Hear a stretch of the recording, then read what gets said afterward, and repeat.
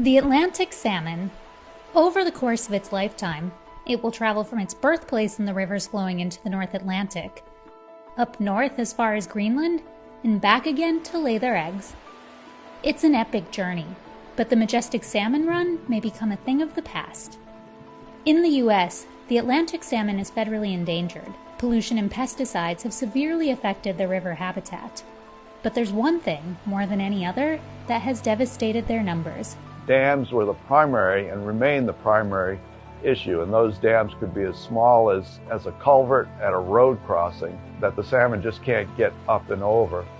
10 to 15 years, we could see these fish gone from the planet forever if we don't move to action.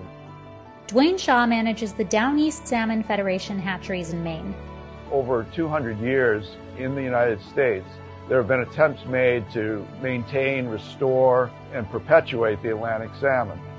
There's been many, many failures.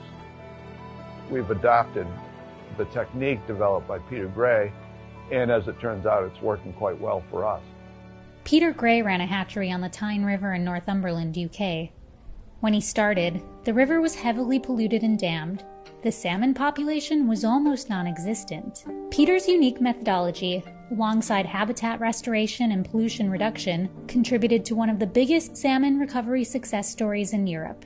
Peter developed a technique over time that naturalized the hatchery methods such that the fish were treated more like a wild fish and less like a farmed creature. Based on Peter's methodology, the Down East hatcheries try and rear their salmon eggs in conditions that match their natural environment, including using river water, dark bottom tanks, and positioning the hatchery on the river of origin. But there's a strong debate around hatcheries, with many facilities thought to do more harm than good to salmon populations. The science says that hatchery-reared fish are not as strong as wild fish. But for instance, in the USA, where wild stocks of salmon are so low, really the only way to be a catalyst to get those stocks back is to have salmon hatcheries. So it is a balance. Stocking to restore your stocks, then stop at a time when you can let nature take its course and you don't damage those stocks genetically. We're keeping the hatchery manager out of the picture as much as possible, with the intent of actually closing the hatchery as soon as possible. If we were to do nothing, these fish would quickly move toward extinction. Success is measured by finding the eggs of adult salmon returning to the river and linking their genetics to those of the hatchery fish. We're seeing as much as 20 times the return rate.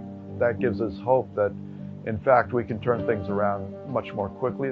Conserving salmon does so much more than save the species. It's an umbrella species. Protecting salmon helps all life in its habitat. Salmon is the ultimate natural indicator of the health of the water environment, both in freshwater and the sea.